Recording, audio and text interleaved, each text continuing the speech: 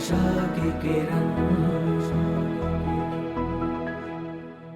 તમે એમ ન માનો કે ન નીકળી શકાય. કોઈ સારા સાધુના જોગમાં આવી જાઓ, પરમાત્માની આરાધના કરો, પોસાય તેટલા કુટેવમાં તમે ડૂબી ગયા હશો, તેમ છતાં એમાંથી બહાર નીકળી શકાય છે. ભક્તો, હજારો લોકો અમારા જોગમાં ટચમાં આવ્યા, સંતોના જોગમાં આવ્યા હોય, અનેક પ્રકારના દુર્ગુણનું ઘર બની ગયા હોય, એવા લોકો ભક્તો ટચમાં આવ્યા હોય કે રાત્રે તો પીતા હોય, પછી વધતા આદત દિવસે પીધા વિના ન રહી શકે, 24 કલાક કેફમાં જ હોય, અમારા સંતોની જેમ. જય સ્વામિનારાયણ. પણ સંતો પરમાત્માના કેફમાં નહીં, શરાબના કેફમાં હોય.